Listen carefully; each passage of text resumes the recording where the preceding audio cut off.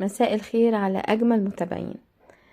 ايه رأيكم بقى النهاردة من عشاق الكبدة الاسكندراني؟ أحلى أكلة.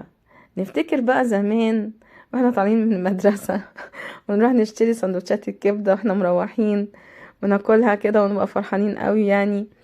يعني أحلى حاجة بجد سندوتشات الكبدة الاسكندراني. يلا نشوف هتتعمل ازاي. انا هدخل في الفيديو على طول. معايا بقدونس مقطعه كويس قوي، معايا فلفل رومي اخضر، معايا توم راس توم كبيره كده، وملح وفلفل وكزبره وكمون وفلفل اسمر. ومعانا ايه تاني؟ طبعا زيت. عايزه تحطي معلقه سمنه بلدي حطي، بس هي يعني ايه، بتستوي بالزيت. دلوقتي انا تقريبا كده كيلو كبده. هقطعه زي ما انا هوريكم بالظبط التقطيعة المناسبة لساندوتش الكبدة الاسكندراني. احلى ساندوتش بناكله واحلى اكل بناكله. طبعا يعني انا هحاول اعمله زي بالظبط زي اللي بتاكلوه بره، يعني يمكن احلى كمان. تصدقوني الاكل في البيت لما بيتعمل بيكون يعني انضف واضمن وصحي لولادنا. حاولوا كل حاجة تشوفوها بتتعمل ازاي وتعملوها في البيت.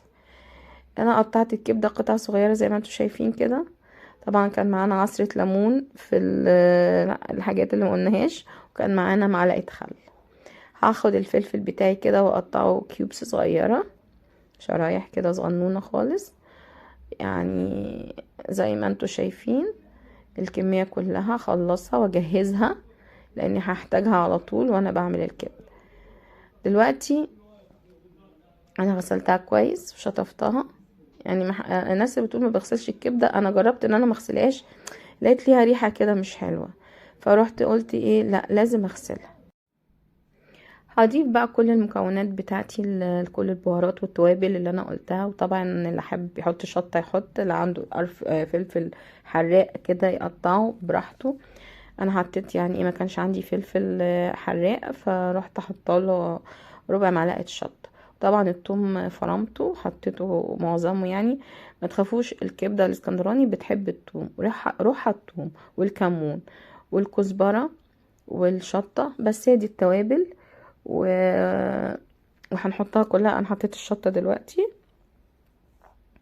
والليمون والخل، واقلبها واسيبها شويه ايه في التتبيله. نيجي بقى دلوقتي ناخد كمية زيت كده محترمة، يعني حوالي مثلا ربع كوباية زيت، وننزل بقى بالكبدة كلها، يعني نحطها كلها في الطاسة. وطبعا احنا يعني ايه بنسخن الزيت قوي عشان لما نيجي ننزل الكبدة تتشوح على طول، وما نقلبهاش كده، نسيبها شوية كده مع بعضها ونغطيها. طبعا احنا سيبناها في التتبيلة يعني من نص ساعة لساعة. في الوقت ده انا هبدأ اعمل الطحينة. طبعا سندوتش الكبدة الاسكندراني من غير طحينة ما يبقاش سندوتش يعني بصراحة. طحينة انا عملتها كتير وفي معظم الفيديوهات بحب اعملها، وهعيدها كل مرة يعني بطريقة معينة. ما بستغناش عنها الطحينة، صارت الطحينة تحفة يعني. حطينا قلبناها في شوية مية، وبعدين حطينا التوابل بتاعتنا برضو، كزبرة وملح وفلفل وكمون وفصين توم صغننين وليمون وخل. وهنقلب المكونات دي كلها ونحط زيت زيتون في الاخر. عايزه تحطي شطه حطي، طعمها حلو قوي وجميله جدا. هنحاول بقى نقلب. احنا حاطين ربع كوبايه ميه على نص كوبايه طحينه، فبقت خدت القوام الجميل قوي ده اللي انتوا شايفينه. وبنحط لها برضو معلقه زيت زيتون. الكبده بتاعتنا اهي، شوفوا بقى ما قلبناهاش، نزلت ميتها كلها وغليت وبتبتدي تستوي. فانا هحاول في تسويه الكبده الاسكندراني مش فارق يعني هي اولا بتستوي بسرعه طبعا الكبده، بس يعني ايه مش هيفرق ان انتي تخليها شويه على النار لحد ما تمتص تاني السوائل بتاعتها. مش هتنشف معاكي ولا هتشد ولا اي حاجه، انتي مقطعاها شرايح صغنونه قوي زي لسان العصفور كده. دلوقتي انا حطيت معلقه زيت زيتون على الطحينه من فوق، وخلصتها كده تقريبا بقت جاهزه معايا للتقديم. هقدمها في اي بولة، بس انا يعني هوريكم الطريقة اللي انا هستخدمها بيها بعد كده. وهتكون طعمة وجاهزة معايا. وخلاص كده خلصنا رشة بقدونس كده على البولة بتاعة الطحينة وخلاص. الكبدة هيبقى زي ما انتوا شايفين برضو بسيبها على النار، بعلي عليها قوي علشان خاطر تتشرب العصارة بتاعتها دي.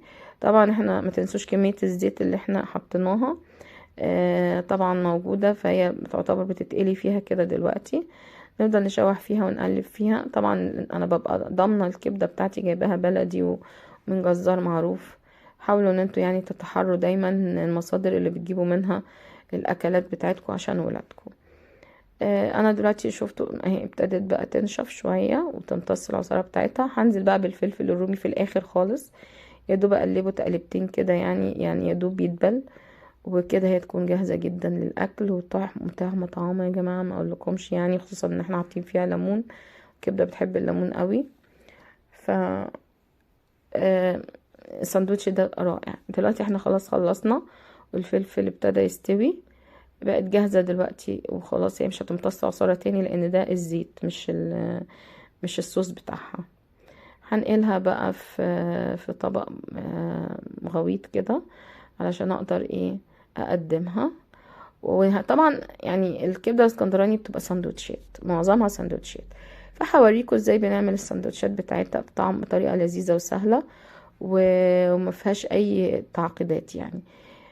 دلوقتي انا معايا الطحينه وادي الكبده يعني بقت جاهزه قوي. عايزين تاكلوها كده تاكلوها تقدموها مع مكرونه ممكن.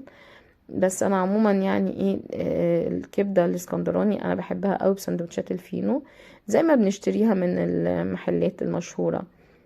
طبعا انتوا عارفين ان انا اقصد مثلا كبده الفلاح والحاجات دي، فاحنا بناكلها بره وبنجيبها غاليه.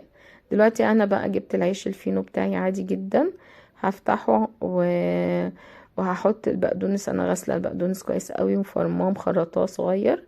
هبدا بقى احطه كده في القاعده من تحت يعني. شايفين الساندوتش بيتعمل ازاي؟ بصوا طريقته. بقيت حطيت معاه حطيت الطحينه من فوق بعد ما حطيت البقدونس حطيت معلقه طحينه. وهبدا بقى دلوقتي احط الكبده بتاعتي. وهو ده الساندوتش اللي احنا بنشتريه من بره على فكره. يعني هو ده الساندوتش اللي احنا بنشتريه. يعني ما كلفناش حاجه في البيت خالص. يعني لو شفنا ده بيكون بمبلغ معين، احنا ممكن نعمل الكميه دي ممكن تعمل لي 20 ساندوتش اقل حاجه يعني. وهناكل وننبسط وهيفيد كمان. مش ممكن الطعم. يا ريتكم كنتوا موجودين. اتمنى الفيديو يكون عجبكم. ما تنسوش بقى اللايك والشير. وباي باي.